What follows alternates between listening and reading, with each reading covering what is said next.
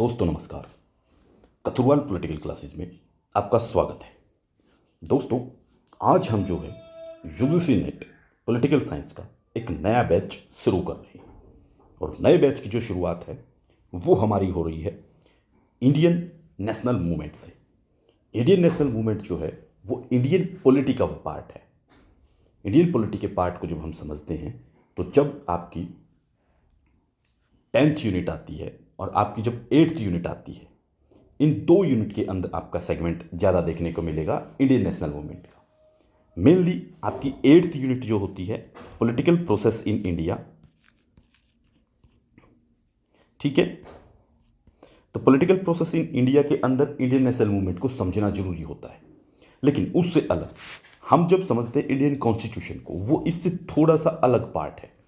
लेकिन फिलहाल हम जो इसको समझने वाले हैं वो समझने वाले हैं इंडियन पॉलिटी के साथ में, यानी कि भारत की जो राज व्यवस्था है उसके साथ में हम इसको समझने की कोशिश करेंगे। वो इसलिए ताकि एक प्रोसेस के तहत चीज़ों को लिया जा सके। और हम प्रोसेस कैसे शुरू करेंगे? प्रोसेस ऐसे होगी कि हम जो है पहले इंडियन नेशनल मूवमेंट को समझें, और इंडियन नेशनल मूवमेंट को समझने के लिए जो है हम जो है यहाँ पर इंडियन नेशनल मूवमेंट के उन सभी सेगमेंट को, उन सभी पार्ट्स को समझने की कोशिश करेंगे जो आपके एग्जाम के पॉइंट ऑफ व्यू से बहुत ज़्यादा इंपॉर्टेंट है। और दूसरी बात, हम एक एक चीज़ को, हर एक चीज़ को बिल्कुल बहुत ही डिटेल में समझने की कोशिश करेंगे। हर एक टॉपिक, कोई भी टॉपिक हो, छोटा हो या बड़ा हो, हर टॉपिक को हम डिटेल में समझने की कोशिश करेंगे। जितनी ज़रूरी चीज़ें होंगी हम उन सभी तक पहुंचने की कोशिश करेंगे। इंडियन नेशनल मूवमेंट को जब हम पढ़ते हैं तो हमारे सामने जो है कई सारी चीज़ें सामने आ जाती हैं। जैसे एक बार मैं आपको थोड़ा सा अपने इस लेक्चर का ओवरव्यू दे देता हूं कि हम इस लेक्चर में क्या क्या चीज़ें कवर अप करने वाले हैं। इंडियन नेशनल मूवमेंट को जब समझते हैं तो उसको कंप्लीट करने के लिए कई सारे लेक्चर आपको लगाने पड़ेंगे, लेकिन हम जो है यहाँ पे इसको पूरे इंडियन नेशनल मूवमेंट को कुल मिला करके 7 से 8 वीडियो के अंदर समझने की कोशिश करेंगे। जैसे पहली वीडियो में इंडियन नेशनल मूवमेंट और कांग्रेस की जो स्थापना होती है उसको समझने की कोशिश करेंगे। सेकंड वीडियो जो होगी हमारी वो नरमपंथी और गरमपंथी, ठीक है, यानी कि लिबरल एंड एक्सट्रीमिस्ट जो थे उनको समझने की कोशिश करेंगे। और साथ में बंग भंग, स्वदेशी आंदोलन और सूरत की जो फूट जिसे कहा जाता है 1907 में, उसको हम समझने की कोशिश करेंगे। तीसरी वीडियो जो हमारी होगी वो गांधी के युग से शुरू होगी, और गांधी के युग के अंदर असहयोग आंदोलन और सविनय आंदोलन और गांधी की विचारधारा, गांधी का एमरजेंस कैसे होता है, वो सब चीज़ें रहेंगी। फोर्थ वीडियो रहेगी भारत छोड़ो आंदोलन, राष्ट्रीय आंदोलन में गांधी की भूमिका क्या रही और गांधी की रणनीतियाँ क्या थी, उन सब चीज़ों को जो उसका आइडियोलॉजिकल पार्ट है उसको समझने की कोशिश करेंगे।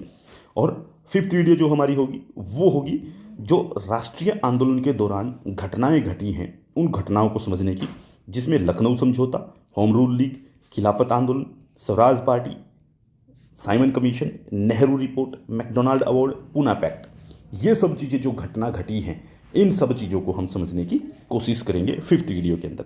सिक्स्थ वीडियो में हम बात करेंगे कि इंडियन नेशनल मूवमेंट के अंदर जो दूसरी धाराएं हैं उन धाराओं को हम समझने की कोशिश करेंगे कि क्रांतिकारी आंदोलन क्या था, किसान आंदोलन क्या था, मजदूर आंदोलन क्या था, ठीक है। इसके अलावा हम फिर ये देखेंगे कि इंडियन नेशनल मूवमेंट को देखने के नज़रिए क्या क्या थे, कि इंडियन नेशनल मूवमेंट को डिफाइन जो है वो अलग अलग तरीके से किया जाता है कि इंडियन नेशनल मूवमेंट था क्या, वो है क्या, उसके बारे में सोच और समझ क्या कहती है अलग अलग विचारधाराओं की।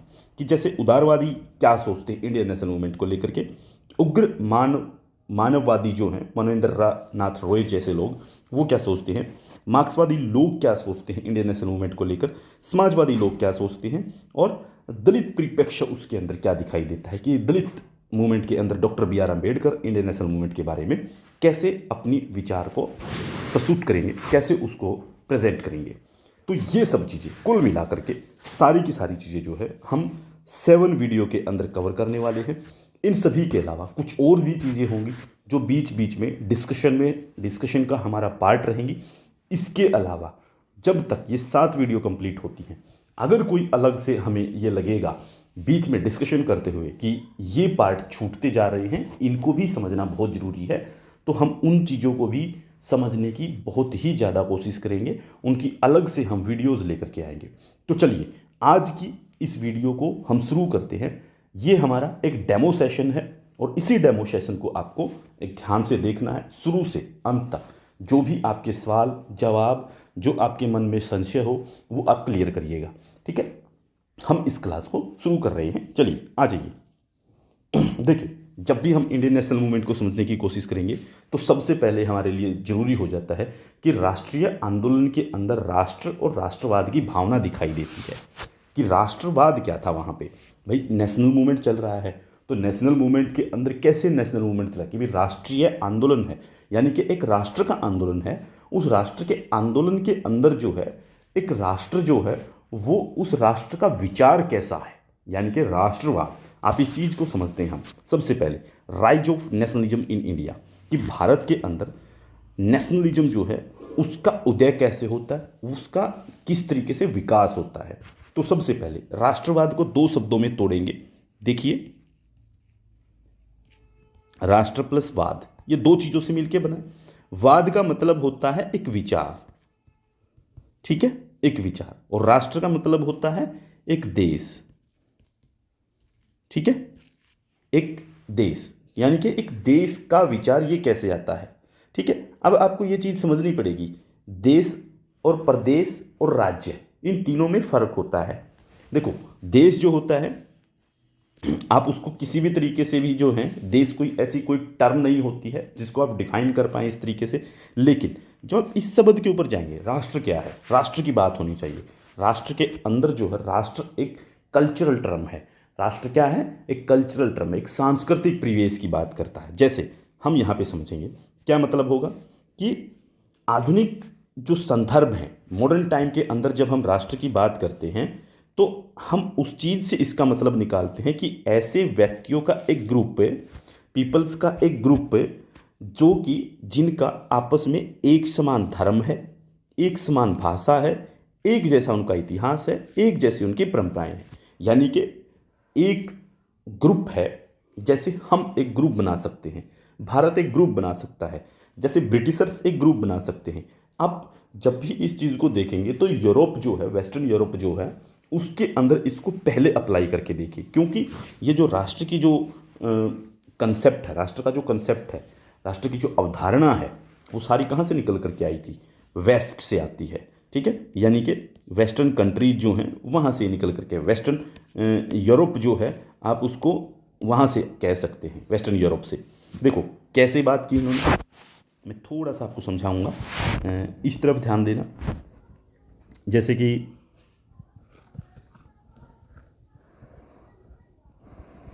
ये क्या है, क्या बना रहे हैं हम, इंडिया बन रहा है, ठीक है। अब इसमें एक चीज़ को ध्यान रखना,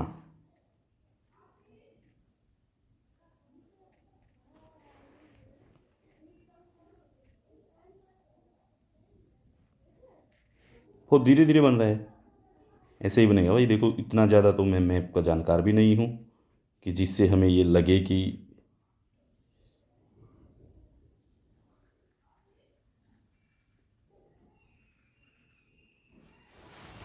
ठीक है, जैसा बना थोड़ा थोड़ा ठीक ठाक सा बन गया। मैंने क्या कहा था कि एक समूह है लोगों का। अब मान लो यहाँ पे कुछ लोग रहते हैं, ये यहाँ जो है ये गुजरात का एरिया पड़ता है, यहाँ से हम कह सकते हैं गुजरात का एरिया पड़ता है, ये राजस्थान का एरिया पड़ता है, पंजाब का है, ये हिमाचल का है, ये जम्मू कश्मीर का है, ये उत्तराखंड का है, ठीक है, ये फिर ये यहाँ पे हरियाणा आ जाता है और फिर ये दिल्ली आ जाता है आपका, ठीक है। तो इस तरीके से जब आप देखेंगे चीज़ों को तो एक ग्रुप बनता है कि लोगों का एक ग्रुप है, और इस ग्रुप में रहने वाले लोग जो हैं उनका अपना क्या है, एक रिलीजन है, ठीक है, इनकी अपनी एक लैंग्वेज है, ठीक है, इनकी अपनी एक हिस्ट्री है, एक जैसी हिस्ट्री है, और बाकी क्या है, इनके अपने ट्रेडिशन रहे, इनकी परंपराएं रही हैं, इनकी मान्यताएं रही हैं, ठीक है। यानी कि ये सारी चीज़ें जो हैं ये कॉमन हैं, एक जैसी नज़र आती हैं, ठीक है। और इन सभी के बीच में फीलिंग है, आपस में एक फीलिंग आती है और वो फीलिंग है वी की फीलिंग। ठीक है, यानी कि इनके बीच में वी की फीलिंग है, यानी कि हम एक जैसे हैं। तो ये जब मिल करके इकट्ठे हो जाएंगे, यानी कि इन सभी का आपस में एक होने की जो भावना है वो क्या कहती है कि एक होने की भावना है हमारे अंदर, हम एक हैं। तो यानी कि इन सभी का अपना एक कॉमन पास्ट है, यानी कि अपना एक समान अतीत है, और इसके अलावा क्या है, इनका अपना एक कॉमन फ्यूचर है। ठीक है, यानी कि इनका अपना भविष्य भी है। तो इसका मतलब ये हुआ एक होने की फीलिंग होना, और उन सभी के बीच में ऐसा महसूस होना कि उनका अपना एक जैसा धर्म है, एक जैसी मान्यताएं हैं, एक जैसी भाषा है, एक जैसा इतिहास है। ठीक है, जैसे ब्रिटेन है ब्रिटेन के लोग, ठीक ठीक है, एग्जाम्पल के तौर पे आप चाहे जर्मनी ले लो। ठीक है, आपको ज़रूरी नहीं कि ब्रिटेन ही लेना है, लेकिन ब्रिटेन हम इसलिए ले रहे हैं कि वो एक आइडियल तौर पे हम देखते हैं, उन्हीं के द्वारा ये चीज़ें डेवलप की गई हैं। देखो ब्रिटेन ने के अंदर देखिए क्या है, वहाँ पे क्रिश्चियनिटी है। ठीक है, लैंग्वेज क्या है उनकी, इंग्लिश है। ठीक है, अब उनकी समान परंपराएं हैं कि भाई वो जो हैं एक जैसी मान्यताओं से उभर कर के आए हैं, एक जैसा उनका पास्ट रहा है। सबसे मेन कॉमन थीम क्या होती है, भाषा और धर्म एक जैसा होना चाहिए, बिल्कुल। उनकी परंपराओं का मतलब होता है कि उनकी जो मान्यताएं हैं, उनका जो समाज मानता आया है, वो सारी एक जैसी हैं।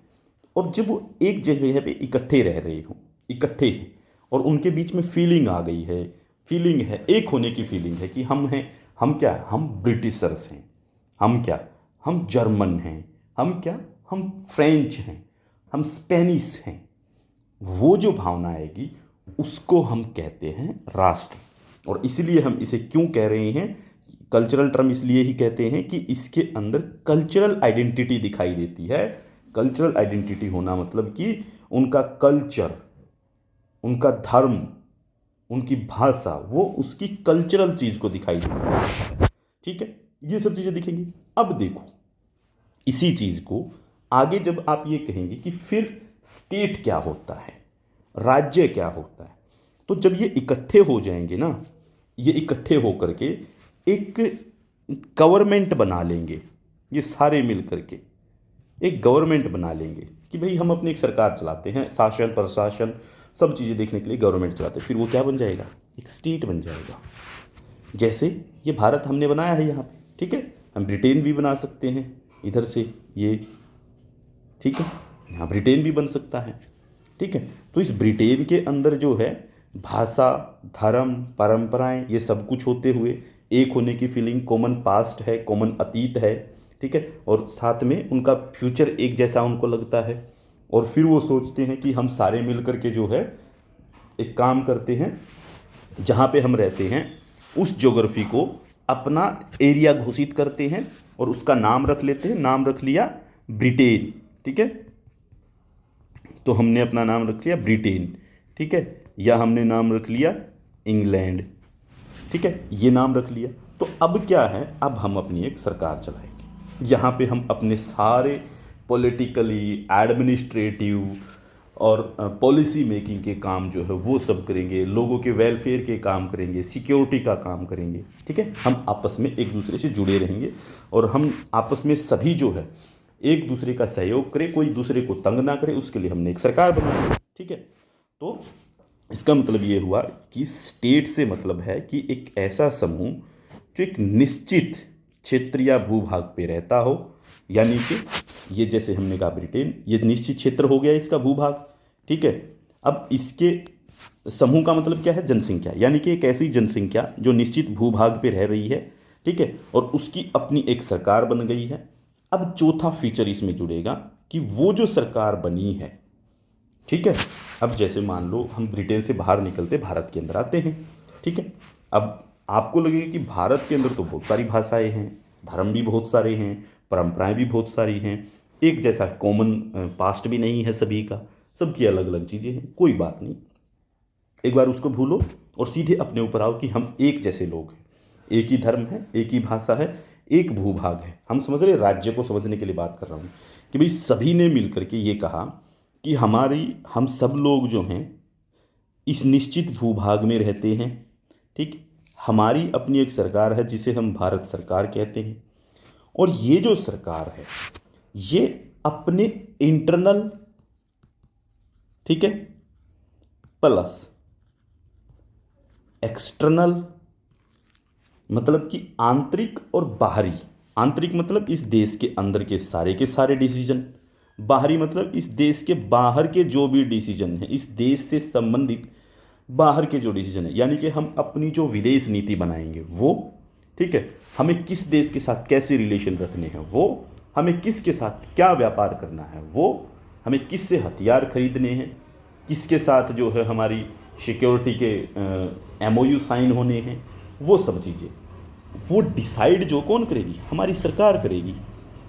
उसके ऊपर किसी तरीके का कोई भी दबाव नहीं है। अगर वो चाहे कि हमें रसिया से संबंध नहीं रखने हैं, हमें अमेरिका से संबंध नहीं रखने हैं, ठीक है, तो उसके ऊपर कोई प्रेशर नहीं है, ठीक है। अब वो चाहे कि हमें तो रसिया से संबंध रखने, अमेरिका और ईरान के साथ जो है अमेरिका की लड़ाई चल रही है, ठीक है, और अमेरिका कह रहा है कि जो ईरान के साथ संबंध रखेगा उसको जो है हमसे संबंध नहीं रखने हैं। अब भारत कह रहा है कि हम तो यहाँ से तेल लेते हैं, हम तो रखेंगे। अब ये कह रहा है अमेरिका फिर से बोल दे कि रसिया ने यूक्रेन पे हमला कर रखा है, तो रसिया के साथ जो भी संबंध रखेगा हम उसके ऊपर काटसा यूज़ करेंगे, तो हम उसे जो है अपने मित्र नहीं मानेंगे, हम उसे दुश्मन मानेंगे। अब भारत ने कि हमें तो यहाँ से गैस मिलती है, हमें यहाँ से तेल मिलता है, ठीक है, हमें यहाँ से हथियार मिलते हैं, तो हम क्यों संबंध तोड़े भाई, कोई बात नहीं, तुम मत रखो। तो ये प्रेशर भारत पे नहीं हो, और जब भारत की सरकार इस तरह के डिसीजन लेने के लिए कैपेबल हो तो हम ये कहेंगे वो एक स्टेट बन गया है, ठीक है, वो संप्रभु स्टेट है। अपने डिसीजन लेने के लिए वो पूरी तरह से इंटरनल और एक्सटर्नल तौर पे स्वतंत्र है, उसके ऊपर किसी तरीके का कोई प्रेशर नहीं है, तो ये स्टेट बन जाएगा। देखो आपको लग रहा है मैं बहुत ज़्यादा चीज़ें बता रहा हूँ साथ के साथ में, ठीक है, घुल मिल रही हैं चीज़ें। देखो घुलेंगी मिलेंगी क्योंकि ये कंसेप्चुअल चीज़ें हैं, कंसेप्चुअल चीज़ों में आपको ऐसे ही ध्यान रखना पड़ेगा, ठीक है। अब देखो, अब बात हमने की थी कि भाई देखो हमने बात कर ली स्टेट की और साथ में राष्ट्र की। अब दोनों में एक चीज़ समझिए, स्टेट क्या है, मैं बिल्कुल खोल देता हूँ, ये क्या है, कल्चरल टर्म है, और ये क्या है, पॉलिटिकल टर्म है। यानी कि स्टेट होगा तो पॉलिटिकल होगा, नेशन होगा तो कल्चरल होगा, कंप्लीट।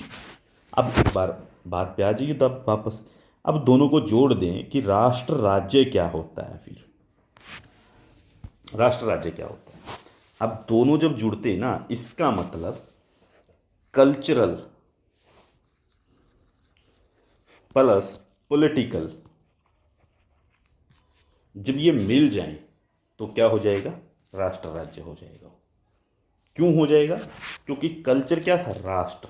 अब उसने राजनीति करना शुरू कर दिया और उसने जो है एक स्टेट बना लिया, डिसीजन मेकिंग पावर बना ली, इंटरनल एक्सटर्नल तौर पे उसने एक सोवरन पावर हासिल कर ली है। तो सोवरन पावर जैसे ही वो हासिल करता है तो वो जो पॉलिटिकल को जोड़ लेता है, तो यानी कि वो पॉलिटिकल जुड़ के नेशन स्टेट बन जाएगा, ठीक है। पूरा का पूरा यूरोप जो है वो इसी कंसेप्ट के ऊपर डेवलप हुआ है, नेशन स्टेट के। क्यों, क्योंकि वहाँ पे आप देखेंगे छोटे छोटे देश हैं, फ्रांस भाषा बोलने वाले फ्रेंच भाषा बोलने वाले फ्रांस हैं, स्पेनिश भाषा बोलने वाले स्पेन में रहते हैं, इंग्लिश बोलने वाले ब्रिटेन में रहते हैं, जर्मन बोलने वाले जर्मनी में रहते हैं, ठीक है, इटालियन बोलने वाले जो वो इटली में रहते हैं। इस तरीके से अलग अलग स्टेट जो है वहाँ पे बने हैं, तो वो क्या हुए, सारे नेशन स्टेट हुए। तो मेरी बात समझ में आ गई आपको, नेक्स्ट पे चलते हैं। चलिए अब सवाल ये आता है कि क्या भारत एक राष्ट्र है, क्या भारत एक राष्ट्र है। तो यहाँ पे दो डिबेट हैं, दो लोगों के अपने अपने मत हैं, हम समझते हैं इस बारे में कैसे। जैसे जो भी इंपीरियलिस्टिक हिस्टोरियन रहे हैं, साम्राज्यवादी हिस्टोरियन रहे हैं, इम्पीरियलिस्टिक हिस्टोरियन क्यों कह रहे हैं हम कि वो भारत से बाहर के लोग ज़्यादातर, ठीक है, ज़्यादातर वो लोग जो यूरोप के लोग हैं ज़्यादातर, हमें जिसमें जॉन स्ट्रेची आते हैं, जॉन सिले आते हैं, जेम्स मिल आते हैं, ठीक है। और कंटेम्प्रेरी टाइम में जो है कैम्ब्रिज स्कूल हुआ करता था। कैम्ब्रिज स्कूल क्या है? कैम्ब्रिज स्कूल एक रिसर्च स्कॉलर्स का है, जो रिसर्च स्कॉलर होते हैं, जो शोधार्थी होते हैं, कुछ प्रोफेसर्स ने मिलकर के एक संस्था बनाई जिसका नाम कैम्ब्रिज स्कूल रखा गया। वो रिसर्च करते हैं, उन लोगों का भी ये मानना है 1925 में ये बनाया गया था। शायद शिकागो स्कूल भी 1925 में ही बना है, तो एक बार चेक कर लेना कैम्ब्रिज स्कूल जो है वो किस सन में बना था। मैं श्योर नहीं हूँ 25 में ही हो, लेकिन कंटेम्प्रेरी टाइम में तो उस समय के वो लोग भी वो लोग इसके अंदर शामिल होते हैं। ये लोग कहते हैं कि भारत जो, वो भारत कोई नेशन नहीं है, भारत कोई राष्ट्र नहीं है। क्यों नहीं है? क्योंकि भारत जो है एक राष्ट्र होने की उन शर्तों को पूरा नहीं करता। कि राष्ट्र होने के लिए क्या चीज़ें जरूरी हैं? राष्ट्र होने के लिए जरूरी है कि एक समान धर्म हो, एक समान भाषा हो, एक समान इतिहास हो और एक जैसी परंपराएं हों। तो इनकी बात यहाँ पे सही लग रही है कि भाई देखो, भारत के अंदर तो जो है हिंदी भी है, ठीक है, भारत के अंदर तो तमिल भी है, भारत के अंदर तो तेलुगु भी है, भारत के अंदर तो मलयालम भी है, और भारत में तो जो है वो बांग्ला भी है, ठीक है, गुजराती भी है, ठीक है, तो पंजाबी भी है। तो भारत में तो बहुत सारी भाषाएं हैं, भाषा वाली शर्त तो नहीं हुई। अब कहीं धर्म वाली, चलो धर्म वाली देखते हैं, इन्हीं के आर्गुमेंट को समझते हैं। यही कहते हैं कि भारत के अंदर तो जो है हिंदू रहते हैं, ठीक है, हाँ ठीक है, भारत के अंदर तो सिख भी रहते हैं, भारत के अंदर तो मुस्लिम भी हैं, ठीक है, भारत के अंदर तो ईसाई भी हैं, बौद्ध भी हैं, ठीक है, और भारत में तो जैन भी है, पारसी भी है, यानी भारत में तो सारे ही धर्म दिख रहे हैं। और जो हिंदू है, हिंदू की ही अपनी अलग अलग भाषाएं हैं, इन्हीं की जो है हिंदी भी है, इन्हीं की जो है तमिल भी है, ठीक है, और इन्हीं की जो है तेलुगु भी है, इन्हीं की जो है मलयालम भी है। ऐसे ही मुस्लिमों की है कि मुस्लिम जो हैं उनकी भी अलग अलग भाषाएं हैं, ईसाइयों की भी अलग अलग भाषाएं हैं। तो इनका इतिहास भी अलग अलग है कि भाई जैसे नॉर्थ में रहने वाले जो लोग हैं भारत के, उत्तर भारत में जो रहने वाले लोग हैं, जैसे ये मैप के ऊपर चले जाते हैं थोड़ी देर के लिए, मिट गया, कोई बात नहीं, छोड़िए, ठीक है। तो ये मैप में देखिए कि भाई ये जो नॉर्थ वाले लोग हैं, यहाँ पे ये नॉर्थ वाले लोग जो हैं, उत्तर भारत के जो लोग हैं, इनकी भाषा हिंदी होते हुए भी जो है हरियाणा की अपनी परंपरा है, यूपी की अपनी परंपरा है, बिहार की अपनी परंपरा है, ठीक है, और इनका इतिहास भी अलग अलग है। बिहार का इतिहास अलग है, यूपी का अलग है, हरियाणा का अलग है, ऐतिहासिक तौर पे भी नहीं आपस में जुड़े हुए। तेलुगुओं का इतिहास अलग है, ठीक है, महाराष्ट्र के लोगों का इतिहास अलग है, गुजरात का अलग है, राजस्थान का अलग है, मध्य प्रदेश के लोग का अलग। यानी कि ऐतिहासिक तौर पे जब इनकी हिस्ट्री की बात आती है तो इनका कॉमन इतिहास भी दिखाई नहीं देता, ठीक है। तो ये आर्गुमेंट रखते हैं कि भारत जो है वो एक नेशन नहीं है, ठीक है, ये सिर्फ और सिर्फ क्या है, एक भौगोलिक अभिव्यक्ति है। यानी कि भारत को नेशन कहने के लिए सिर्फ आप ये कह सकते हैं कि ये भौगोलिक तौर पे आपस में जुड़ा हुआ, ज्योग्राफिकल तौर पे आपस में जुड़ा हुआ है, बस इतना कह सकते हैं, ठीक है।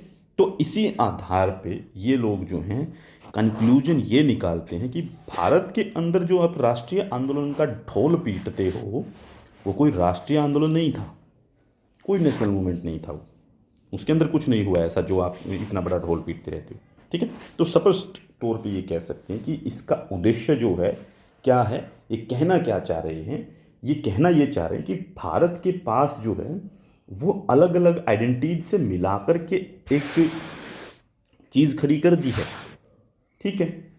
जैसे कि भानुमति ने कुनबा जोड़ा, कहीं की ईंट कहीं का रोड़ा, तो इसका मतलब ये है कि आप लोगों ने देश को जोड़ तो लिया है, कहीं से आपने उठा करके तमिलनाडु को जोड़ लिया, कहीं से आपने उठा करके हरियाणा जोड़ दिया, कहीं से आपने पंजाब जोड़ दिया, कहीं बंगाल जोड़ दिया, कहीं केरल जोड़ दिया, कहीं गुजरात जोड़ दिया, तो ये तो अलग अलग राष्ट्र बनते हैं। मतलब ये कि ये वैसे ही बात करना चाहते हैं जैसी पूरे के पूरे यूरोप में लागू होती है। कि यूरोप में कैसे, कि यूरोप के अंदर जो है वहाँ पे अलग अलग भाषाओं के अलग अलग देश बन गए। ठीक है, तो यहाँ पे इन्होंने कहा यही कि भारत का कोई राष्ट्रीय आंदोलन नहीं था, ये तो बस क्या है, अपनी बात को सही ठहराने की बात कर रहे हैं कि वो कोई राष्ट्र थोड़ी है, राष्ट्र के लिए थोड़ी बात कर रहा था, राष्ट्र तो बना ही नहीं है आपका, तो फिर राष्ट्रीय आंदोलन कैसे हुआ। ठीक है, वो तो वैसे लोग आपस में इकट्ठे होकर के लग गए, बस राष्ट्र के लिए नहीं लड़ रहे थे वो। ये इनका कहने का मतलब ये है। इसलिए एक बात बोलते हैं कि इनको एक चीज़ स्पष्ट करनी थी कि जो श्वेत उत्तरदायित्व का सिद्धांत है, white man burden theory, white man burden theory के बारे में जानते हैं आप, उसको ये सही ठहरा रहे थे। व्हाइट मैन बर्डन थ्योरी को सही ठहराने की कोशिश कर रहे थे कि जो ब्रिटिशर्स हैं उनका जो भारत के ऊपर कंट्रोल हो बिल्कुल सही है, वो गलत नहीं है। तो ये बात साबित करना चाह रहे हैं। अब मैं आपको व्हाइट मैन बर्डन थ्योरी समझाता हूँ क्या है। जैसे व्हाइट मैन बर्डन थ्योरी का मतलब ये है कि जो एशिया है और जो अफ्रीका है, आप ध्यान दीजिए, सॉरी मैं थोड़ा सा बनाऊंगा अभी, थोड़ा सा नीचे की तरफ बनाते हैं, आ जाइए, मैं यहाँ बनाता हूँ फिर मिटा देते हैं इसको। ये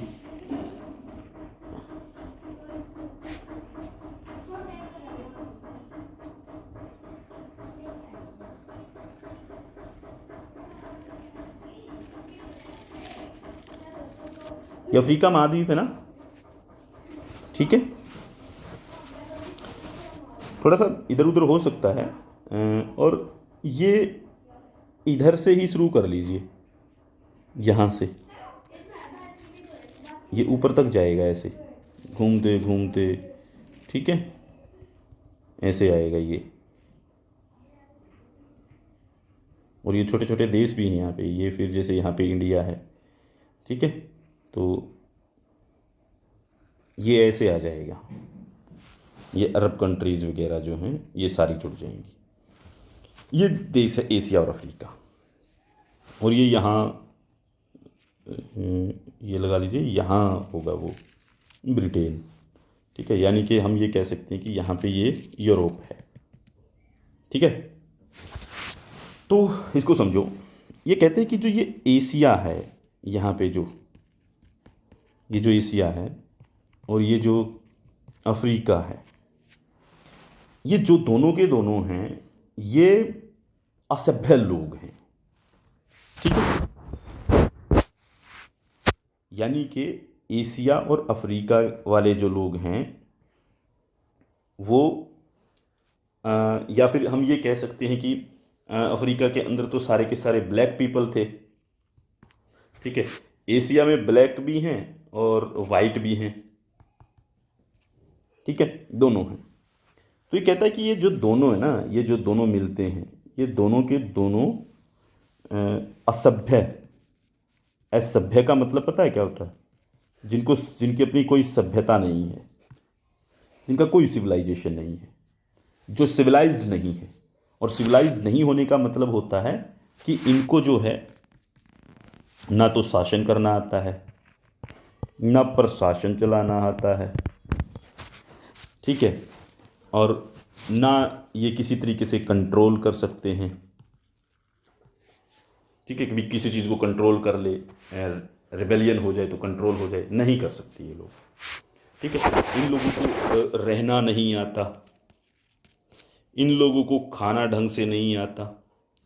ठीक है, यानी कि ये सुरड़े हैं, हरियाणा में बोलते हैं ना कि सुरड़ा आदमी है। तो इसको ये कह रहा है कि ये सुरड़े लोग हैं, इनको नहीं है पता रहने का, ना खाने का, ना पीने का, न इनको पता है कि भाई घर कैसे बनते हैं। ठीक है, घरों के डिज़ाइन तक नहीं आते हैं इनको, अच्छे घर नहीं बनाने आते। और न इनके अंदर ऐसा है कि ये डेवलप कर रहे हैं कोई चीज़, कि भाई ये विकासशील लोग भी नहीं हैं कि ये कोई विकास कर रहे हो। ठीक है, और हमेशा ही जो है ये क्या बने रहेंगे, पिछड़े। तो हमेशा क्या होंगे, ये पिछड़े रहेंगे। एशिया और अफ्रीका के लोग जो हैं, ये काले और जो भूरे लोग हैं, ये पिछड़े हुए हमेशा रहेंगे। ठीक है, तो अब इनकी बात को झूठा साबित करेंगे, थोड़ी देर रुकिए। तो इसलिए इन्होंने क्या किया, अपनी एक थ्योरी दी। इन्होंने कहा कि देखो, इनको कुछ नहीं आता है, बेचारे लोग, असहाय लोग हैं, कर भूल गए होंगे, आता भी होगा तो। ठीक है, हमें इनके ऊपर दया करनी है। क्या कहते हैं ये लोग कि हम लोग आए हैं, हम ब्रिटेन से आए हैं, हम लोगों को, जो यूरोप के लोग हैं, हम सभ्य लोग हैं। यूरोप से जो भी आए हैं, वो फ्रांस का हो, वो पुर्तगाल का हो, वो जर्मनी का हो, वो ब्रिटेन का हो, वो स्पेन का हो, कहीं का भी हो, वो बहुत ही सभ्य लोग हैं। ठीक है, वो डेवलपमेंट को जानते हैं। ठीक है, उनको राजनीति करना आता है, उनको शासन संभालना आता है, उनको प्रशासन संभालना आता है, उनको पता है कैसे समाज बनाया जाता है। ये कहना चाह रहे हैं ये लोग। ठीक है, तो इसलिए इन लोगों को नहीं पता है, और इन श्वेत लोगों को, इन भूरे लोगों को ईश्वर ने अपना प्रतिनिधि बना करके आप लोगों के पास भेजा है। यानी कि भारत में कहें तो, या फिर आप अफ्रीका में ला लीजिए, जो ब्रिटिशर गए, जो वाइट पीपल गए, वो लोग इनको सभ्य बनाने के लिए गए। हम आपको जो है शासन करना सिखाएंगे, प्रशासन करना सिखाएंगे, एक होकर रहना सिखाएंगे आपको, जुड़ करके, मिलजुल करके रहना सिखाएंगे आपको। ठीक है, और ये जिम्मेदारी हमें ईश्वर ने सौंपी है, भगवान ने हमें भेजा है आप लोगों को ये सब सिखाने के लिए। ठीक है, तो जैसे ही आप लोगों को हम सिखा देंगे, हम यहाँ से चले जाएंगे। ठीक है, ये बात बोलते हैं ये। अब भारत के लोगों को, अफ्रीका के लोगों को ये चीज़ समझा रहे हैं। ठीक है, क्यों समझा रहे हैं? क्योंकि इनको तो शासन करना है यहाँ पे, इनको तो यहाँ पे आकर के राज करना है, यहाँ के संसाधनों को लूटना है, यहाँ के रिसोर्सेज को लूट करके अपने देश लेके जाना है। ठीक है, भारत को सोने की चिड़िया कहते हैं। ठीक है, हम इसको जो है सोने की, चांदी की, लोहे की कुछ भी नहीं छोड़ेंगे, हम इसको मिट्टी की चिड़िया बना देंगे, हम इसकी धूल उड़ा देंगे सारी की सारी। तो इनको तो ये काम करना था, अफ्रीका के सारे नेचुरल रिसोर्सेज पे कब्जा करेंगे, वहाँ से जो कुछ मिलेगा अपने देश लेके चले जाएंगे। ठीक है, यहाँ की जो अच्छी कपड़ा मिले हैं उनको, मिलों को बंद कर देंगे भारत में, अपनी लेके आएंगे। तो ये लोग तो सिर्फ ये साबित करना चाह रहे हैं कि जो गोरे लोग हैं वो ज़्यादा अच्छे हैं, उन लोगों को जो है ईश्वर ने, भगवान ने भेजा है ताकि हम आप लोगों को सभ्य बना सके, आप लोगों को रहना, खाना, पीना, शासन, प्रशासन, वो सब चीज़ें सिखा सकें। ठीक है, जैसे ही हम सिखा देंगे वापस चले जाएंगे। ठीक है, इसलिए आपका कोई राष्ट्रीय आंदोलन नहीं है, आप कोई राष्ट्र नहीं है, तो हम आपको सिखाएंगे, आपको एक राष्ट्र बना के जाएंगे। ठीक है, ये बात इन लोगों की वाइट मैन बर्डन थ्योरी कहती है, श्वेत उत्तरदायित्व सिद्धांत की। हमारे ऊपर ये उत्तरदायित्व है, हमारे ऊपर ये बर्डन है, ईश्वर का उत्तरदायित्व है, ईश्वर ने हमें भेजा है, तो आप लोगों को सिखाए बगैर हम नहीं जाएंगे यहाँ से, ज़बरदस्ती सिखाएंगे, मतलब साबित करने की कोशिश कर रहे हैं, है ना। जैसे अभी पीछे चला था, जब किसान आंदोलन चल रहा था, तो कह रहे थे कि सरकार तो भला करना चाहती है, और किसान कह रहे कि हमें भला नहीं करवाना भाई। ठीक है, अब वैसे ये लोग बोल रहे हैं कि हम आपको सिखा के जाएंगे, हम कह रहे हैं हमें नहीं सीखना भाई तुमसे, हमारा ठीक है, हम चला रहे हैं, हम मर थोड़ी गए थे, हमारा पहले भी चल रहा था, तुमसे अच्छा था। ठीक है, तो ये चीज़ है श्वेत उत्तरदायित्व का सिद्धांत। तो ये तो बात हुई जो साम्राज्यवादी लोग थे, जो ब्रिटिशर्स थे, जो यूरोपियन लोग थे, वो समझा रहे हैं कि भारत कोई राष्ट्र नहीं है। ठीक है, उस बात को अब भारत के लोग बोलते हैं, भारत के लोग आते हैं बीच में, वो कहते हैं भारतीय इतिहासकार कैसे कहते हैं, जिसमें आर.सी. मजूमदार, के.पी. जायसवाल, ठीक है, के.पी. जायसवाल की किताब है हिंदू पॉलिटी, 1924 में आती है, और विनायक दामोदर सावरकर, ठीक है, उनकी किताब आती है। वो लोग कहते हैं कि ये जो लोग कह रहे हैं ना, ये गलत कह रहे हैं, वो इनकी बात से असहमत है, वो नहीं मानते इनकी बात। वो क्या कहते हैं? वो कहते हैं कि भारत हमेशा से ही एक राष्ट्र रहा है, प्राचीन युग से लेकर के आज तक देख लीजिए, भारत को एक राजनीतिक इकाई के रूप में ही देखा जाता रहा है। ठीक है, भारत में अशोक हुआ है, बिंबिसार हुआ है, ठीक है। तो भारत के अंदर जो है साउथ के अपने राजा हुए हैं, हमारे अपने राजा हुए हैं, अलग अलग रियासतें हमारी रही हैं। लेकिन इसका मतलब ये थोड़ी है कि हम राष्ट्र नहीं हैं, हमारा कल्चर नहीं है। हमारा अपना कल्चर भी है, हमारा अपना धर्म भी है, डिफरेंसेज हैं, कोई बात नहीं, लेकिन उससे ये थोड़ी होगा कि हम एक राष्ट्र नहीं हैं। डिफरेंसेज तो हर जगह, तुम्हारे भी हैं डिफरेंसेज तो वहाँ पे, ठीक है। तुम लोगों ने, हम, वो हमारी गलती थोड़ी है कि तुम लोग अलग अलग रहना शुरू करके, हम तो नहीं रहना चाहते। तुम्हारे अंदर नहीं होगी एक रहने की फीलिंग, हमारे अंदर तो है, हम तो रहेंगे एक साथ, और हम सभी भाषा, सभी कल्चर, सभी चीज़ों को मिला करके एक साथ रहेंगे, ठीक है। तो हम जो कभी से ही एक राजनीतिक इकाई के तौर पे रहे हैं, आप लोगों में नहीं रहा होगा वो कंसेप्ट, हमारे अंदर रहा है। भारत के अंदर हमेशा से ही अखंड भारत की अवधारणा प्रचलित रही है। चाणक्य ने बोला है ये बात तो, कि भाई भारत जो है अखंड भारत है। अखंड का मतलब क्या है, तुम्हारा तो छोटा सा है, हम तो बहुत बड़ी दुनिया बनाने की बात कर रही हैं, ठीक है। जब आप प्राचीन भारत के प्राचीन ग्रंथों को देखेंगे, एंशियंट टाइम में जब आप जाएंगे, जितने भी हमारे एंशियंट जो वेद हैं, पुराण हैं, जितने भी हमारे ग्रंथ हैं, ठीक है, जितनी हमारी ट्रिटीज हैं, उन सभी के अंदर हमें चक्रवर्ती सम्राट के आदर्श की बात मिलेगी। चक्रवर्ती का मतलब क्या होता है, ये देखिए, चारों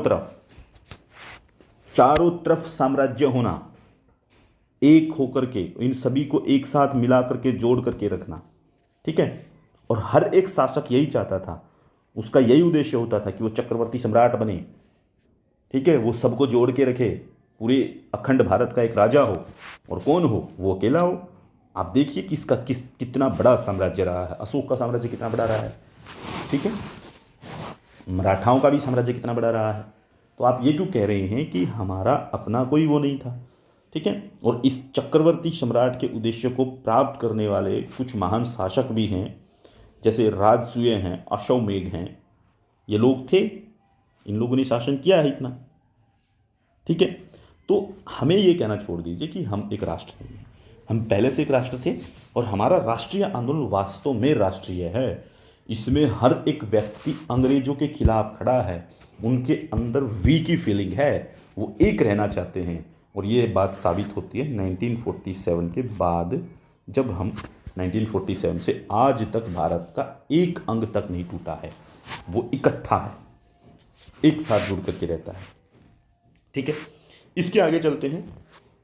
दूसरी बात ये कहते हैं भारत के इतिहासकार की सांस्कृतिक क्षेत्र पे भी हम में एकता पाई जाती है, कि हम, आप कह रहे हैं कि कल्चर हमारा एक जैसा नहीं है, हम सांस्कृतिक तौर पे एक जैसे नहीं है, ठीक है। ये कहते हैं कि नहीं, ऐसा नहीं है, समय समय पे जो है हमारे सामाजिक और धार्मिक सुधार जो हो वो पूरे पैन इंडिया रहे हैं, ठीक है। और सामाजिक सुधार हमने हमेशा किए हैं, कमियां होंगी हमने सुधारी हैं अपनी। जैसे शंकराचार्य ने क्या किया था, शंकराचार्य ने भारत की चारों दिशाओं में 4 मठ बनाए थे, ठीक है, भारत की चारों दिशाओं में 4 मठ बनाए थे। तो इसका मतलब क्या हुआ कि हमारी समाज और धार्मिक संस्कृति जो वो एक जैसी रही है, ठीक है। और इसी प्रकार ज्योतिर्लिंग जो हैं वो देश के अलग अलग स्थलों पे अवस्थित हैं, अलग अलग जगहों पे बनाए गए हैं, और इसी सांस्कृतिक एकता की जो अभिव्यक्ति वो हमें दिखाई देती है, उसको एक्सप्रेस करते हैं वो। तो यानी कि हमें ये चीज़ समझ लेनी है कि हम जो है इस चीज़ से बाहर ना निकलें कि हम राष्ट्र नहीं हैं, ठीक है, तो हम हैं। और आधुनिक युग में जब हम जाएंगे, तो आधुनिक युग में भारत में धार्मिक, भाषाई, क्षेत्रीय ये विविधताएं भी हैं, लेकिन इनके बावजूद भी भारत के अंदर जो है वी की फीलिंग पाई जाती है। हम सब बोलते हैं हम भारतीय हैं, भाई वो चाहे साउथ का आदमी बोले, चाहे बंगाल का बोले, चाहे वो 7 सिस्टर में से कोई मणिपुर का आदमी बोल दे, नागालैंड का बोल दे, वो भी क्या कहेगा, वी आर इंडियन, ठीक है। गुजरात का व्यक्ति भी वी इंडियन बोलेगा, ठीक है। तो वी की फीलिंग है, और वही चीज़ क्या है, वही जो हमारी एक होने की जो भावना है, वही हमें क्या करती है, एक राष्ट्र बनाती है, और वही हमारी राष्ट्र की आत्मा है। तो ये बात ठीक है, अलग अलग विविधताएं बेशक हैं, अलग अलग विविधताओं के बावजूद, तमाम विविधताओं के बावजूद भी जो है भारत एक नेशन है, एक राष्ट्र है, ठीक है। तो भारत जो है यूरोप के देशों की भांति एक राष्ट्र राज्य नहीं है, ये बात सत्य है, इसको हम एक्सेप्ट करते हैं कि तुम लोगों की तरह हम अलग अलग भाषा वाले देश नहीं हैं, बिल्कुल एक भाषा एक देश एक भाषा ऐसे नहीं है, लेकिन भारत को एक बहुसांस्कृतिक राष्ट्र जरूर मानना चाहिए। भाई राष्ट्र एक ही भाषा का हो, ये किसने कहा है? ये तो आप लोगों ने कहा है, बस आपकी दिमाग की धारणा है। हम ये कहना चाहते हैं कि राष्ट्र जो हो वो बहुसांस्कृतिक भी हो सकता है, ठीक है। तो आधुनिक भारत में राष्ट्रवाद की ये चीज़ें रही हैं कि भाई अब आधुनिक भारत में राष्ट्रवाद का उदय कैसे हो रहा है, ठीक है। अब तक तो ये बात हमारी ख़त्म हुई, तो हम इस बात को मान करके चलेंगे कि भारत एक राष्ट्र है। हम इनके मत को नहीं मानेंगे कि भारत एक राष्ट्र नहीं है। हम कहेंगे कि भारत जो है वो एक नेशन है और उस नेशन में वी की फीलिंग पाई जाती है। हम एक बहुसांस्कृतिक राष्ट्र हैं, ठीक है। यहाँ पे हम नेशन स्टेट वाली बात हमारे अंदर नहीं है, ठीक है, जो यूरोपियन स्टेट की तरह है, लेकिन हम राष्ट्र फिर भी हैं, नेशन फिर भी हैं, एक कल्चरल आइडेंटिटी हम रखते हैं, ठीक है। और मल्टीपल कल्चर जो है वो हमारे यहाँ पे एग्जिस्ट करते हैं, ठीक है। अब हम समझते हैं कि मॉडर्न टाइम में भारत के अंदर ये नेशनलिज्म की भावना जो है ये उभरती कैसे, नेशनलिज्म आया कैसे भारत में। आपको थोड़ा सा ये लग रहा होगा कि चीज़ें ज़्यादा ब्रॉड हो रही हैं, ज़्यादा खुल रही हैं। मैं इसलिए कह रहा हूँ, जब आप इन चीज़ों को समझ लेंगे ना, समझ जाएंगे। पेपर में हमेशा ही हमें दिक्कत ये आती है कि कंसेप्चुअल क्लियरिटी नहीं होती, और कंसेप्चुअल क्लियरिटी के बिना जो है हम क्वेश्चन गलत कर देते हैं। इसी कंसेप्चुअल क्लियरिटी को करना बहुत जरूरी है, क्लियर करना बहुत जरूरी है, ठीक है।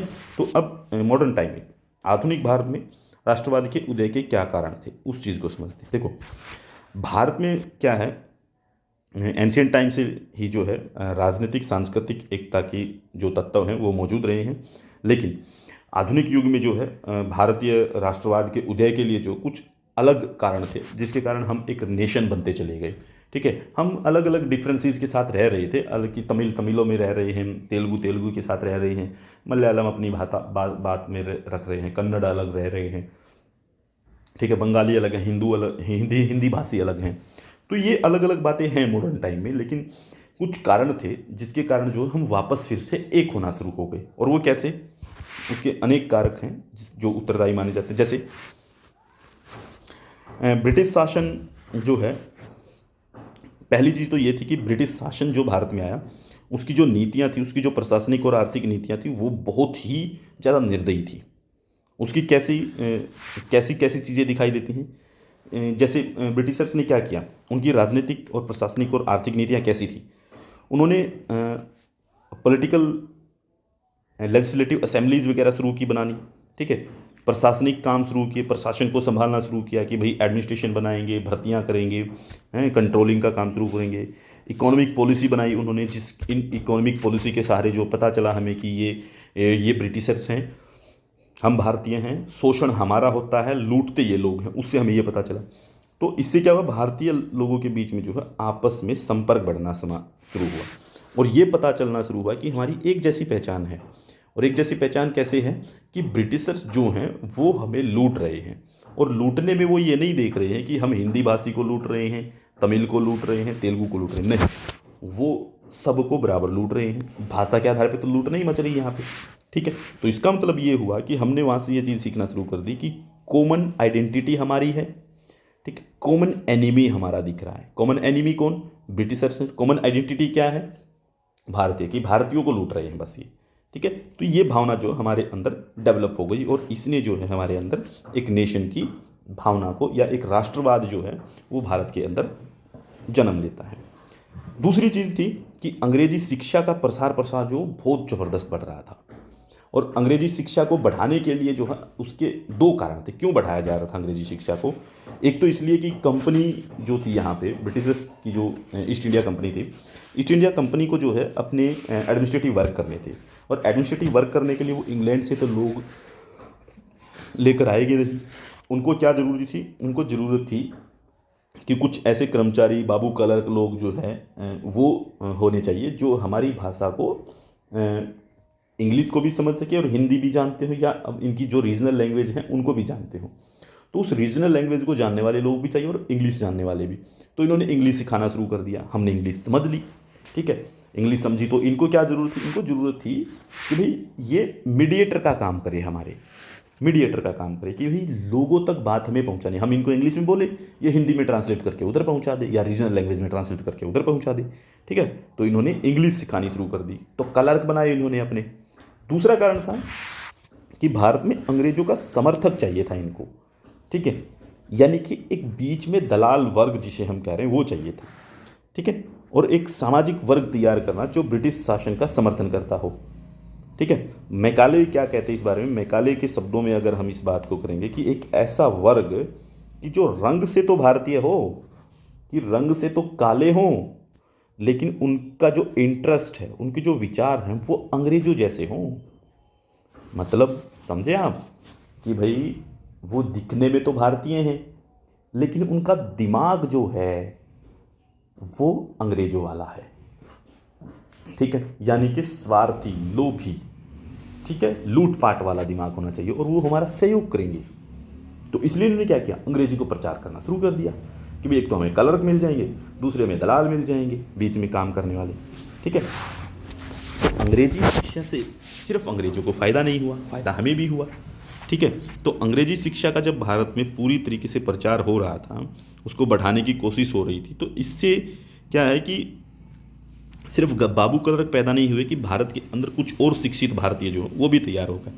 भारत के अंदर एक दूसरा पढ़ा लिखा वर्ग भी तैयार हुआ, जिन्होंने अंग्रेजी भाषा को सीखा, और अंग्रेजी भाषा को सीखते सीखते जो है उन्होंने देखा कि अंग्रेजों के अंदर भी कुछ लोग अच्छे हैं, कि वहाँ के जो महान दार्शनिक है यूरोप के, भाई उन्होंने कार्ल मार्क्स को पढ़ना शुरू कर दिया, उन्होंने जे.एस. मिल को पढ़ना शुरू कर दिया, जेरेमी बेंथम को पढ़ना शुरू कर दिया, ठीक है, हिगल को पढ़ना शुरू कर दिया। तो उन्होंने देखा कि ये लोग तो बहुत अच्छी बात बोल रहे हैं, इन्हीं की बात जो है ये अंग्रेजों के खिलाफ बोल रहे हैं, और इन्हीं के लोग हैं, ये इन्हीं के देशों के लोग हैं। तो उन्होंने देखा कि इनकी किताबों को पढ़ते हैं, उनकी किताबों को पढ़ के आर्गूमेंट किए, चीज़ें सीखी और बताया कि रैशनल चीज़ें क्या होती है, कि तुम हमें बेवकूफ़ मत बनाइए, हमारे देश में आकर के हमें बेवकूफ़ मत बनाइए। आप लोग अपने देश में तो क्या करते हो और यहाँ पे क्या करते हो, भेदभाव क्यों कर रहे हो, ये भारतीय लोगों ने सीखी। और इन्हीं जो भारतीय एजुकेटेड थे, इंडियन जो अच्छे एजुकेट होकर के वहाँ से आते हैं, वो आगे चल करके क्या है, जो ये इम्पीरियलिस्टिक एक्सप्लॉयटेशन था, साम्राज्यवादी शोषण था, इसका विश्लेषण करते हैं और भारत के राष्ट्रीय आंदोलन का नेतृत्व करते हैं। विश्लेषण करने वालों में जैसे गोपाल कृष्ण गोखले थे, ठीक है, महादेव गोविंद रानाडे थे, दादा भाई नारोजी थे।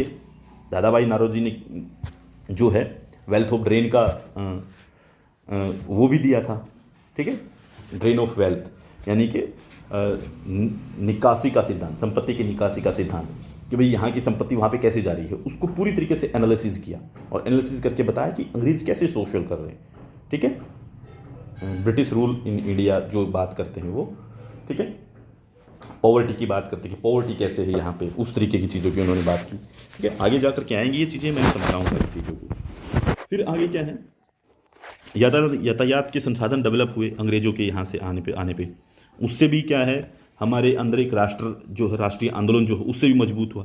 जैसे इससे भी मजबूत हुआ ना कि इन्होंने समझा दिया दादा भाई नारोजी ने कि कैसे ये लोग जो हैं हमें लूट रहे हैं, ठीक है। फिर यातायात के संसाधन जो हैं वो डेवलप हो रहे थे। यातायात के संसाधनों में जो है हुआ ये कि पहले हम बैलगाड़ियों से जाते थे, अंग्रेजों ने क्या किया, रेल दे दी हमें। अब रेलवे आने से हमें क्या फ़ायदा हुआ, रेलवे आते ही जो है हम आपस में जुड़ गए एक दूसरे के साथ में।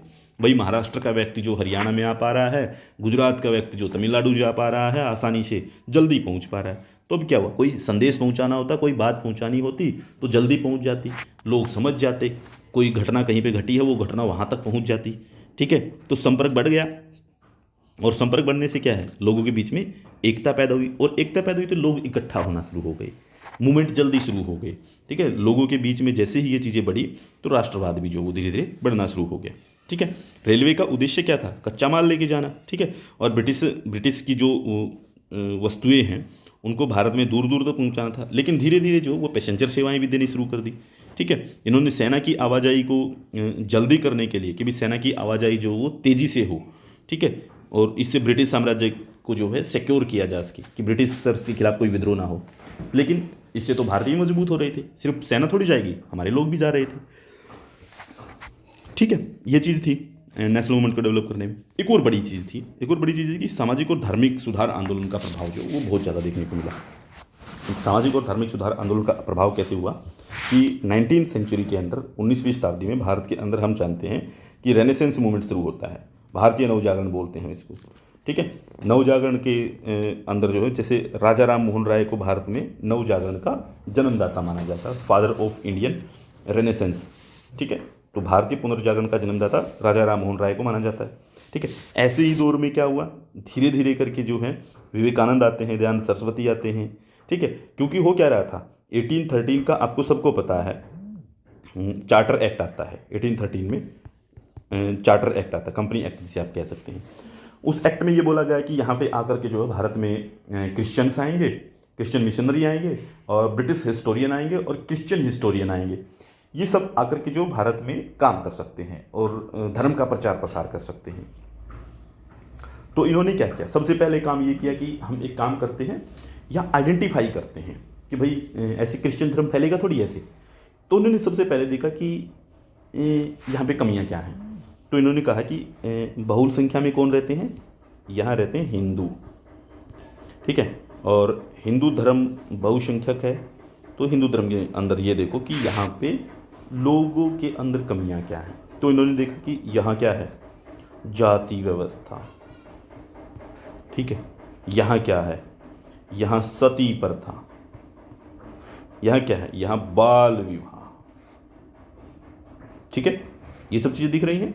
यहाँ क्या है, यहाँ महिलाओं की दुर्दशा, महिलाओं को शिक्षा नहीं है। यहाँ पे देख रहे हैं अछूत प्रथा है, ठीक है। और इन सब चीज़ों के कारण इन्होंने कंक्लूजन निकाला कि देखो ये सारी चीज़ें कहाँ पे हैं, हिंदू धर्म में। और इन्हीं सब चीज़ों के कारण क्या है, लोग गरीब हैं। और इन्हीं के कारण, गरीबी के कारण क्या है, अकाल पड़ते हैं, ठीक है। यहाँ पे जमींदारी प्रथा है। तो इन्होंने बुराई करना शुरू कर दी, भारत की बुराई करना शुरू की। तो भारत के लोगों ने सोचा कि ये तो गलत हो गया। अब कुछ लोग जो हैं वो इस चीज़ को समझ गए कि भाई हाँ ठीक कह रहे हैं, क्रिश्चियन लोग सही कह रहे हैं, अछूत प्रथा, जाति प्रथा, और वो हिंदू धर्म के कारण है, ठीक है। सती प्रथा, बाल विवाह, महिला को शिक्षा नहीं, अशिक्षा है, कुछ लोगों को पढ़ने का अधिकार है, कुछ को नहीं है। तो इन्होंने कहा कि देखो आप लोग जो हैं हिंदू धर्म को छोड़ दोगे तो अछूत प्रथा से भी छुटकारा मिल जाएगा, जाति से भी मिल जाएगा। ईसाई धर्म में आओगे तो सती प्रथा नहीं है, आप रीमैरिज कर सकते हैं, विडो मैरिज हो सकती है, ठीक है। आप पढ़ सकते हैं, हम आपको पढ़ने का अधिकार देंगे, आपको स्कूल में जाने का अधिकार देंगे, आपके साथ भेदभाव नहीं होने देंगे, ठीक है।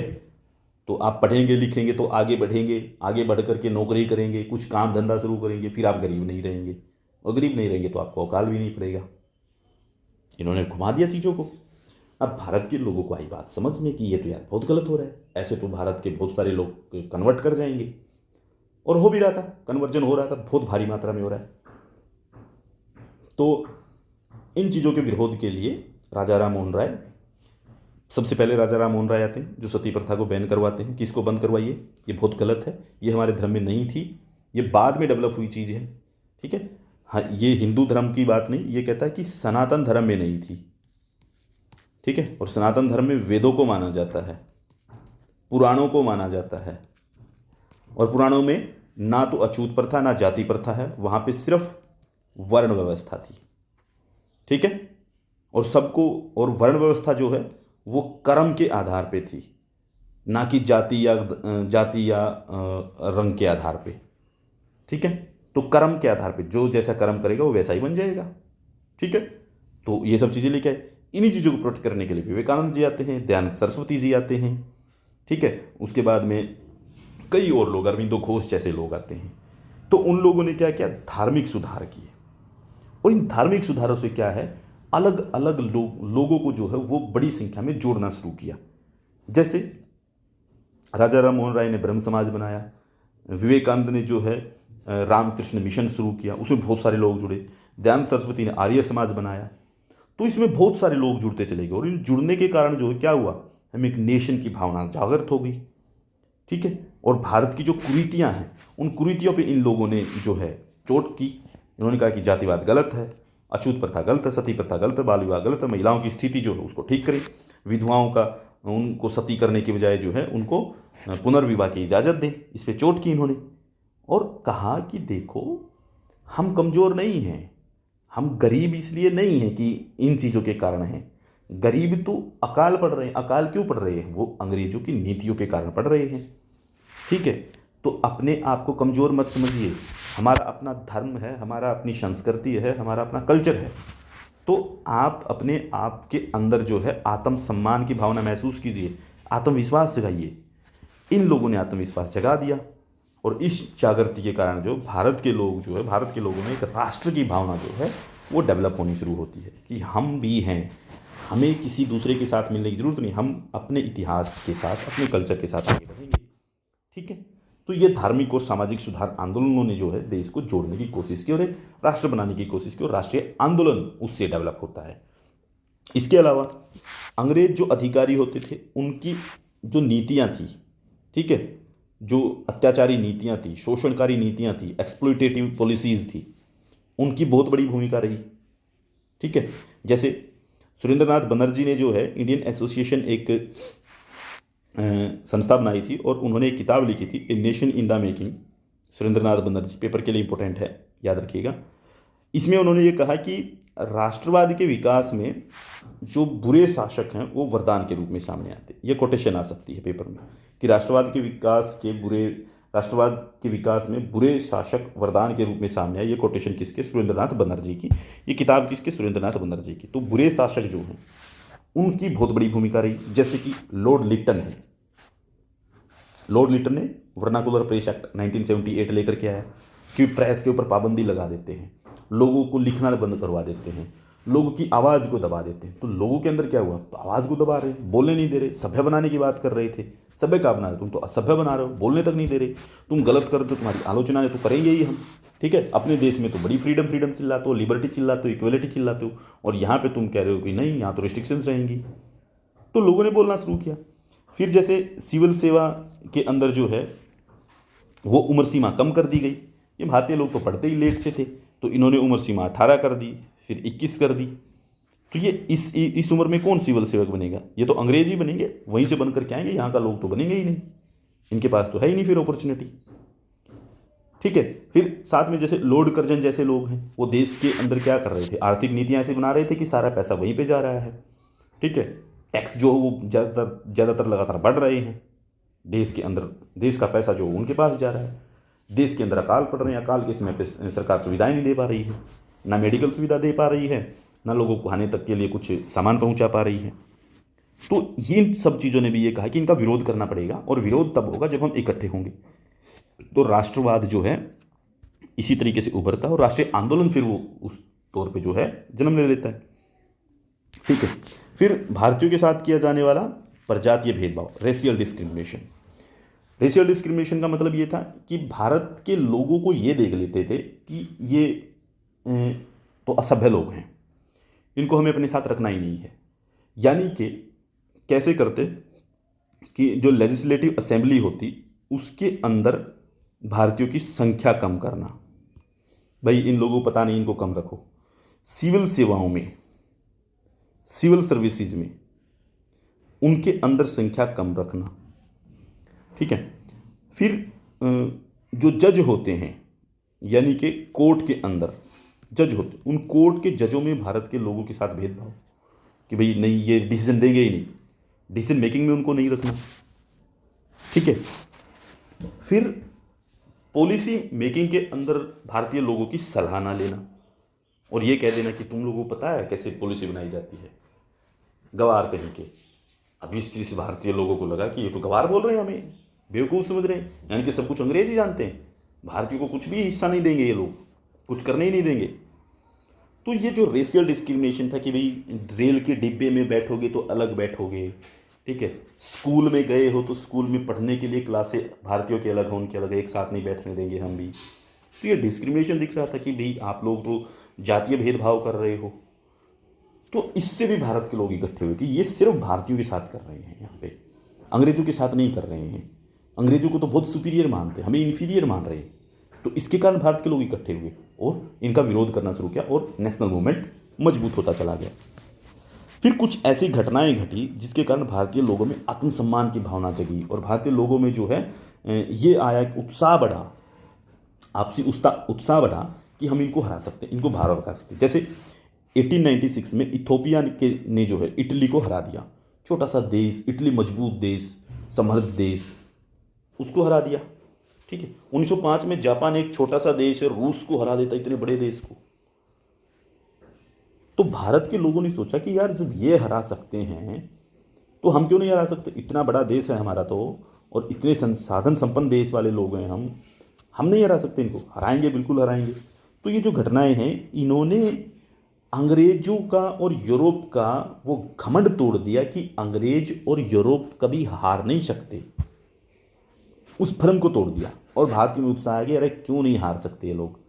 कहते हैं ना कि अंग्रेजों का जो है वो सूर्य कभी भी अस्त नहीं होता है, वो हमेशा ही उदय रहता है। तो इन्होंने कहा कि इनका अस्त होगा, हम निकालेंगे यहाँ से, यहाँ तो अस्त जरूर कर देंगे। तो इन्होंने ये बात निकाल दी। ठीक है। तो फाइनली तौर पे भारत का जो नेशनल मूवमेंट है वो कैसे उभरता है, राष्ट्रवाद कैसे आता है, तो भारत के राष्ट्रवाद को उभारने में, नेशनल मूवमेंट को बनाने में बहुत सारे कारण रहे हैं। ठीक है। इसमें इनडायरेक्टली तौर पे ब्रिटिशर्स के द्वारा जो नीतियाँ लाई गई, जो उन्होंने अपनी सुविधा के लिए जो चीज़ें लेके आए, वो भारतीयों को भी सुविधा करती रही। ठीक है। और इस कुछ सामाजिक धार्मिक सुधार जो हुए वो बहुत इंपॉर्टेंट रहे। इंटरनेशनल लेवल पे जो घटनाएं घटित हो रही थी वो बहुत इंपॉर्टेंट रही। तो इन्हीं के कारण जो है भारत के अंदर कुल मिलाकर के राष्ट्रवाद जो है वो उभरता है और नेशनल मूवमेंट उभर करके आता है। और इसी नेशनल मूवमेंट का कारण था कि एक दिन जा कर के कांग्रेस की स्थापना होती है और कांग्रेस बन जाती है 1885 में। बम्बई के अंदर 72 लोग बैठते हैं, तेजपाल संस्कृत कॉलेज बम्बई, वहाँ पे ये लोग बैठते हैं। ठीक है। कांग्रेस का क्या मतलब होता है, कांग्रेस का मतलब है लोगों का एक समूह। ठीक है। और बनाने वाले कौन लोग थे, कुल मिलाकर के 72 लोग थे। और इसके अंदर जो है पहले अध्यक्ष जो बनते हैं WC बनर्जी बनते हैं, और A.O. हयूम जो है वो इसकी स्थापना में, एक अंग्रेज अधिकारी है वो इसकी स्थापना करवाते हैं। A.O. हयूम के द्वारा कांग्रेस की स्थापना हुई। पहले अध्यक्ष कौन बने, WC बनर्जी, तेजपाल संस्कृत कॉलेज बॉम्बे।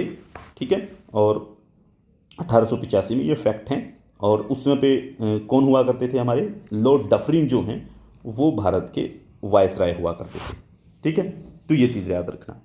इसके बाद जो है एक कोटेशन आती है कि जैसे ये कांग्रेस इतनी बड़ी बड़ी धीरे धीरे करके, ऑस्टिन है भारत के संविधान को, भारतीय नेशनल मूवमेंट को स्टडी करते हैं। ठीक है। ब्रिटेन के हैं, वो कहते हैं कि India is Congress, Congress is India, India is Congress, Congress is India. उनका ये कथन है, उनकी एक कोटेशन है, इसको याद रख लेना है आप लोगों को। ठीक है। इसके बाद कांग्रेस से संबंधित 2 थ्योरी आती है। एक तो आती है सेफ्टी वॉल की थ्योरी और दूसरी आती है लाइटनिंग कंडक्ट की। ठीक है। सेफ्टी वॉल की थ्योरी दी जाती है लाला लाजपत राय के द्वारा, और तड़ित चालक सिद्धांत जिसे लाइटनिंग कंडक्ट बोलते हैं वो गोपाल कृष्ण गोखले के द्वारा। ठीक है। इन दोनों को जो है हम कल की क्लास में यहीं से शुरू करेंगे दोबारा से। ठीक है। यहाँ से कांग्रेस की स्थापना से हम फिर से शुरू करेंगे। अभी आज की क्लास का समय हम पूरा करते हैं। ठीक है। तो मिलते हैं नेक्स्ट क्लास में। तब तक के लिए आप एक बार चेक कर लीजिए, क्लास को बिल्कुल मत छोड़िए। कोई आपका सवाल है, कोई जवाब है तो मुझे कमेंट बॉक्स में कर दीजिए। ठीक है। आप मुझे पर्सनल मैसेज करके पूछ सकते हैं। ठीक है। आप कोई और चीज़ पूछना चाहते हैं वो चीज़ पूछ सकते हैं, लेकिन हम स्टडी जो है बहुत डिटेल में करेंगे, कोई चीज़ हम छोड़ेंगे नहीं। कोई आपको डाउट रहता है उस डाउट को क्लियर करेंगे। ठीक है। तो आज की क्लास को यहीं पे समाप्त करते हैं, मिलते हैं नेक्स्ट क्लास में। तब तक के लिए धन्यवाद।